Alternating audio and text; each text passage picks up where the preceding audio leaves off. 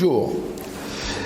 Chers amis, nous sommes ce Shabbat, cette semaine, en l'occurrence, Parashat est mort, mais il y a un événement juste la veille de Shabbat, qui est le jour de la Yula de Rabbi Shimon Bar Yochai, Lag BaOmer, jeudi soir, vendredi. Et la Gemara nous raconte que Rabbi Akiva, il avait 24 000 élèves, tout le monde le sait. Malheureusement, comme la Gemara s'est marqué, qu'ils sont tous morts en un seul instant, un seul moment bien précis d'une court terme. Et la Gemara dit pourquoi ils sont tous morts? Parce qu'ils ne se sont pas respectés mutuellement. Donc c'est la raison pour laquelle on est en deuil pendant cette période-là. Le jour de Lag BaOmer, exceptionnellement, suite au décès de Rabbi Shimon Bar Yochai, les élèves de Rabbi Akiva ont cessé de mourir. Rabbi Akiva était l'homme qui représente l'amour de l'autre. Et c'est spécifiquement lui, ses élèves, qui n'ont pas eu de respect l'un et l'autre. C'est quand même étonnant. Le maître qui enseigna l'amour de l'autre, le respect de l'autre, et c'est ses propres élèves qui sont morts. Pourquoi? Parce qu'ils ne se sont pas respectés mutuellement. Ça reste quand même une question. En vérité, ce qui est intéressant de voir, et deuxième question, ce qui est quand même bizarre, c'est comment c'est possible qu'ils sont morts dans une période aussi courte que cela.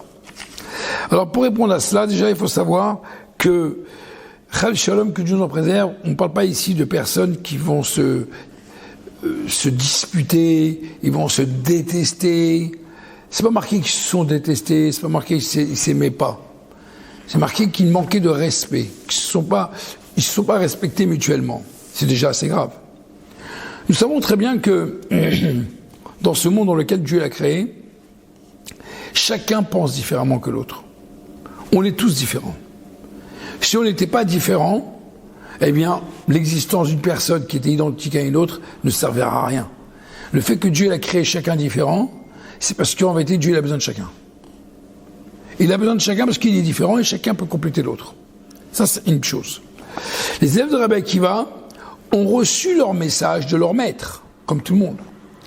Mais chacun a des sensibilités différentes. Chacun peut comprendre de manière différente aussi de comment servir Dieu de ce qu'ils ont entendu de leur maître. C'est la raison pour laquelle que la faute, l'erreur des élèves de Rabbi Akiva, ce n'est pas que le fait uniquement parce qu'ils ne se sont pas respectés. S'il y a un autre élément qui est rentré, pourquoi ils sont tous morts dans un court terme? Compte tenu qu'ils étaient 24 000 ensemble, le mauvais œil est tombé sur eux. Et vous savez, le mauvais œil, c'est Midat Hadin, c'est l'attribut de la rigueur. Si déjà, ils avaient un manque de respect, et le mauvais œil est venu, donc automatiquement, rien ne peut aider. Et donc ça a permis, malheureusement, ça a donné droit à la mort des 24 000 élèves. Le chiffre 24 est un chiffre de rigueur, donc automatiquement, entre guillemets, il n'y avait rien pour les aider, sauf s'ils avaient plus de respect l'un et l'autre. Donc si déjà il y avait manque de respect, mais il n'y avait pas la Hénara, ils auraient peut-être pu arranger les choses.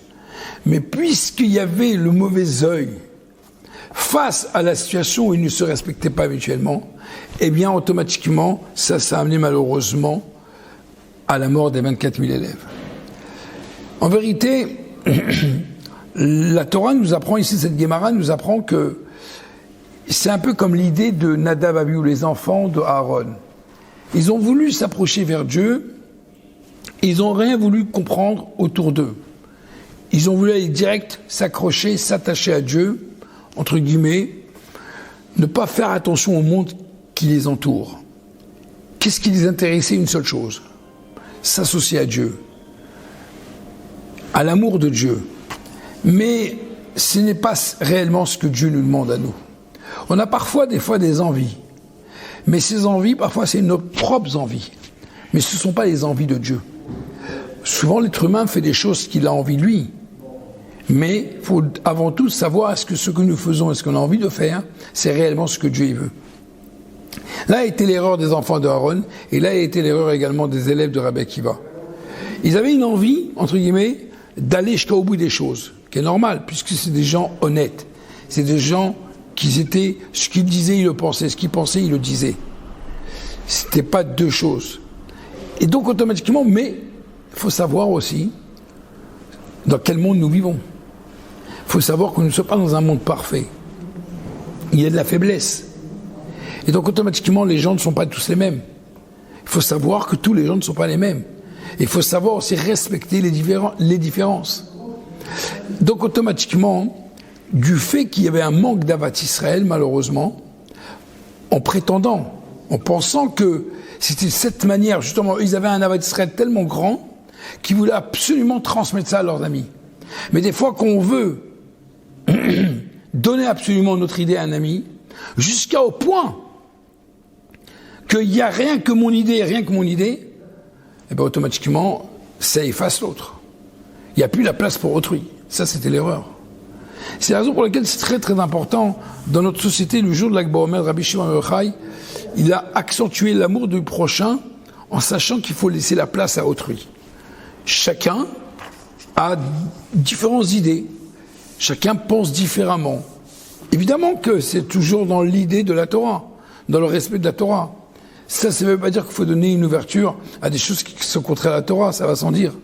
Ce que je veux dire ici, c'est que même Rabbi Shimon bar Yochai, après qu'il est resté 12 ans dans la grotte, quand il est sorti, il a cherché à aider un juif. Et il a essayé à chercher à éviter une souffrance supplémentaire à un juif. C'est-à-dire qu'il a montré ici un amour de l'autre.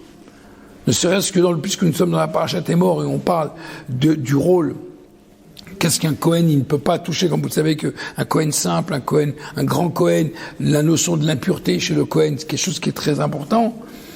Eh bien, Rabbi Shimon bar Yochai, à un certain moment, où les Kohanim ne pouvaient pas traverser un chemin car il y avait là-bas un cimetière, Rabbi Shimon bar Yochai leur a trouvé une solution de manière de ne pas leur allonger le chemin. Ça s'appelle faciliter la vie d'un autre juif. Ça, c'est notre rôle. Si nous savons qu'on peut faciliter la vie d'un juif, il faut le faire. C'est ça, Avat Israël, ce n'est pas les mots, c'est les actions. C'est clair et net qu'il ne faut pas attendre pour le demander, il faut réfléchir en amont. C'est ce qu'il a fait Rabbi Shimon bar Yochai. En sortant de la grotte, il a commencé à chercher où je peux réparer le monde, où je peux amener du bien, où il faut amener du bien. C'est ça le jour de Rabbi Shimon bar Yochai. C'est en vérité, c'est lui qui a amené, en même temps il était quelqu'un de très élevé, mais en même temps il a pu se mettre au niveau de l'autre. Ça s'appelle laisser la place à autrui. Que Dieu y fasse qu'on soit tous unis et qu'on rajoute en nous plus d'amour de l'autre, de manière réelle et sincère, tout en laissant la place à l'autre, et que Dieu y fasse que, si Dieu veut, très prochainement, on pourra retrouver nos otages et que tous nos ennemis soient anéantis de ce monde, si Dieu veut, avec la venue du Mashiach.